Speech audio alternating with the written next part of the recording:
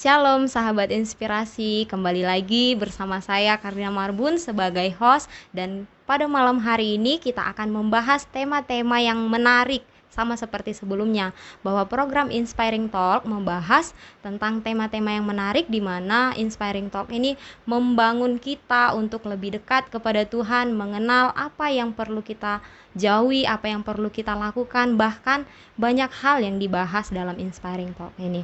Sahabat inspirasi, pada malam hari ini tema yang akan kita bawakan adalah tentang nazar.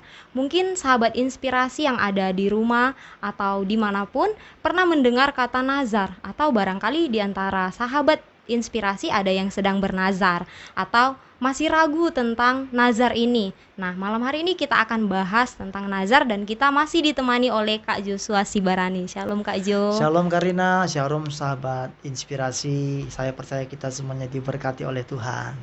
Ya, sahabat inspirasi, mungkin ada juga keluarganya atau teman-temannya yang membutuhkan pengertian tentang nazar ini. Boleh dibagikan kepada teman-temannya atau keluarganya, supaya kita sama-sama paham dan kita mengerti bagaimana cara bernazar yang baik, teman-teman.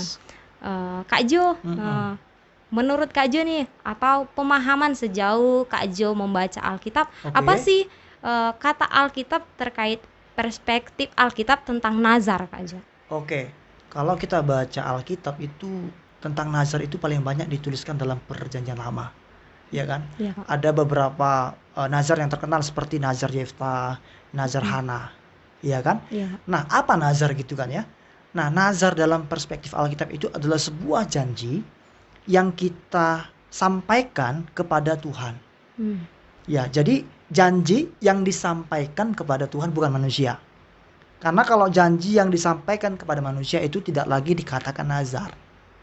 Jadi nazar itu janji seseorang manusia seperti saya dan Karina serta sahabat inspirasi kepada Tuhan untuk melakukan sesuatu apabila permohonan dia dikabulkan oleh Tuhan. Nah, seperti kasus Hana. Hana lama tidak memiliki anak, lalu dia bernazar, Tuhan, kalau Tuhan kasih aku anak, maka anakku nanti akan aku persembahkan untuk Tuhan. Lahirlah Samuel. Lalu Samuel dipersembahkan. Jadi Tuhan mengabulkan doa Hana, di mana Hana memiliki anak. Lalu dia bernazar, sesuai nazar dia akan mempersembahkan anaknya untuk Tuhan. Maka Samuel diberikan untuk Tuhan. Jadi nazar itu yang paling penting diperhatikan adalah janji yang diucapkan oleh seseorang untuk melakukan sesuatu kepada Tuhan apabila permohonan atau doanya dikabulkan oleh Tuhan. Itu Karina. Oh iya Kak, berarti nazar itu harus sampai kepada Tuhan. Maksudnya harus tertuju kepada Tuhan. Iya, itu disebut dengan nazar. Iya Kak. Kalau seorang yang berjanji kepada orang lain, misalkan kepada mamanya atau kepada pacarnya gitu kan, itu bukan nazar. Oh. Iya. Sejauh ini mungkin bisa dimengerti, atau ada yang salah paham selama ini terkait nazar. Nazar, iya. Saat ini kita akan mengulas lebih jauh lagi seperti apa nazar itu. Nah, berikutnya Kak Jo, kan ada nazar nih, terus ada janji, ada sumpah. Apa perbedaan dari ketiganya itu Kak Jo? Nah, nazar tadi kan kita sudah bahas ya. Nazar saya ulangi ya, sekali lagi nggak apa-apa ya. Nazar adalah janji yang dibuat oleh seseorang kepada Tuhan apabila doa atau permohonannya dikabulkan Tuhan. Jadi nazar itu arahnya ke Tuhan. Janji, kalau janji itu adalah kesanggupan seseorang untuk melakukan sesuatu kepada manusia. Kesanggupan seseorang. Aku janji akan menjemput kamu, aku janji akan membantu kamu. Ya, jadi artinya aku sanggup, aku mau. Nah, jadi kesanggupan seseorang untuk melakukan sesuatu bagi orang lain. Sumpah itu janji yang diucapkan kepada manusia tapi di hadapan Tuhan. Ada juga orang yang bersumpah itu menggunakan benda-benda sakral atau suci yang dianggap suci. Misalkan ada orang yang berjanji demi salib gitu kan, demi Alkitab dan sebagainya, itu sumpah. Tapi masalah sumpah, Alkitab berkata jangan sekali-kali bersumpah.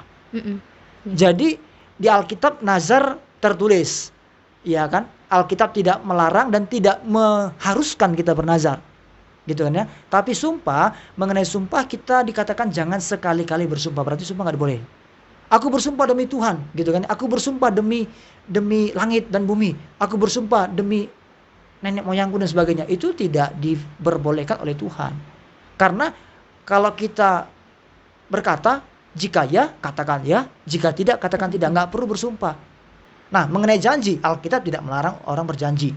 Ya kan? Sebatas kita harus menepati janji. Makanya orang pernah berkata bahwa janji adalah utang. Ya kan? Harus dibayar.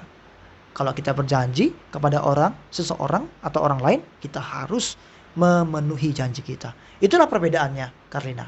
Berbeda tapi ada kemiripan ya, Pak. Sebenarnya sama-sama janji kan. Nazar janji kepada Tuhan, sumpah itu janji kepada orang lain tapi di hadapan Tuhan atau benda-benda suci yang dianggap suci lainnya. Sementara janji itu berarti kesanggupan atau kemauan untuk melakukan sesuatu kepada orang lain. Iya, Kak. Mungkin karena ketiganya ini hampir mirip, jadi banyak orang yang salah mengerti. Iya, salah mengerti, gagal paham gitu kan. Iya, Kak. Iya kan? Iya, benar-benar. Iya. Lalu Kak Jo kan di Alkitab itu udah ada tentang nazar, sumpah dan janji juga ya. Iya. Nah, lalu apakah orang Kristen boleh bernazar seperti itu? Oke. Masalah boleh atau tidak boleh, tadi saya juga sudah katakan bahwa Alkitab tidak mengharuskan kita bernazar dan Alkitab tidak melarang kita bernazar. Jadi bukan masalah boleh atau tidak boleh. Kalau kita mau bernazar, maka kita harus yakin bahwa kita dapat memenuhi nazar kita. Di Alkitab juga dikatakan begini dalam kitab Amsal. Jangan kamu bernazar kalau kamu tidak bisa menepatinya. Ada orang berpikir, aku harus bernazar supaya dianggap lebih rohani. Nazar itu tidak membuat kita lebih rohani atau tidak lebih rohani. Orang yang bernazar bukan berarti dia lebih rohani daripada orang yang tidak pernah bernazar. Karena itu bukan menjadi tolak ukur kerohanian seseorang. Karena Tuhan memang tidak pernah mengharuskan kita bernazar. Begitu maksud saya. Tapi kalau kita mau bernazar, silahkan. Yang penting kita mampu, kita sanggup dan mau dengan tulus ikhlas memenuhi nazar kita. Makanya di Alkitab juga dikatakan begini, kalau kita bernazar itu jangan terburu-buru, jangan gegabah. Banyak orang itu bernazar karena emosi sesaat. Iya kan? Karena emosi sesaat. Tuhan, aku janji, aku bernazar kalau Tuhan nanti luluskan aku CPNS gitu kan ya. Ini kan sekarang sedang musim-musimnya gitu kan ya. Maka aku akan begini dan begitu. Tiba-tiba setelah lulus. Jadi Nah, lupa dia dengan nazarnya. Nah, tentu Tuhan kan tidak berkenan, berarti kita kan sudah menipu kan? Iya. Nah, kenapa? Mungkin dia, aduh, aku kok bernazar begitu ya, aku kok ngomong gitu ya, berarti dia kan karena emosi sesaat. Makanya bernazar itu harus dengan kesadaran diri yang penuh. Begitu Karina. Jadi bukan masalah boleh tidak boleh. Boleh, hal itu nggak larang. Tapi tidak harus. Gitu. Kalau bernazar silakan, tapi ingat ketika bernazar harus memenuhinya. Apakah dosa seandainya kan orang sudah bernazar, kita tidak tahu ya dia bernazar itu pada posisi memang sadar-sadarnya atau karena emosi sesaat. Lalu barangkali dia bernazar karena emosi sesaatnya atau keinginan dia. Ketika dia tidak melakukannya, tidak menepati nazar itu, apakah dosa seperti itu? Jadi kalau seseorang bernazar kepada Tuhan maka dia tidak melakukannya, maka itu jelas berdosa. Ya kan? Dia berdosa karena dia telah berjanji kepada Tuhan loh, bukan hanya kepada manusia. Tapi dia mengingkari janjinya. Jelas dosa. Makanya tadi seperti yang saya katakan, kita garis bawahi bahwa jangan terburu-buru untuk bernazar. Ya kan? Pikirkan baik-baik. Karena saudara, sahabat inspirasi, Karina dan saya pun, kalau kita tidak bernazar bukan berarti kita ini bukan orang Kristen gitu loh. Maksud saya. Nah, jadi yakinkan diri kita bahwa kita mampu menepati nazar kita. Dan kalau sudah bernazar, maka harus komit untuk memenuhinya, menepatinya. Jadi dosa nggak kalau kita nggak tepati nazar kita? Ya dosa dong. Karena kita berbohong kan dengan kata lain. Begitu. Makanya hati-hati untuk bernazar. Sahabat inspirasi, kita sudah mengulas banyak terkait nazar ini. Nah, kiranya dari tema malam hari ini kita semakin mengerti apa itu nazar, janji, dan sumpah.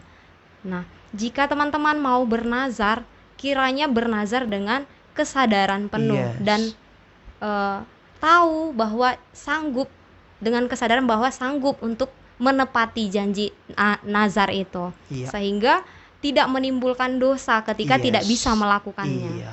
Nah, jadi teman-teman sebelum bernazar atau jika ingin bernazar, coba coba terlebih dahulu untuk memahami apa itu nazar yang sesungguhnya, Iya. supaya tidak salah.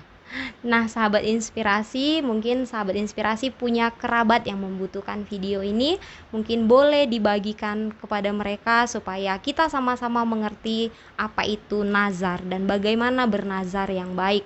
Nah, dan teman-teman yang mengikuti program Inspiring Talk ini yang pengen atau rindu jika ada tema yang ingin kita bahas, boleh chat di kolom komentar dan kita pasti akan memenuhinya. Oke. Dan teman-teman yang belum subscribe, boleh subscribe supaya kita sama-sama diberkati, dan yang belum like mungkin boleh like juga. Iya. Terima kasih buat Kak Joshua yang sudah menemani kita, yang sudah memberikan kita pemahaman yang baik terkait nazar ini. Nantikan tema-tema berikutnya teman-teman, supaya kita semakin bertumbuh. Sampai jumpa lagi dalam program Inspiring Talk berikutnya. Terima kasih, Tuhan Yesus memberkati.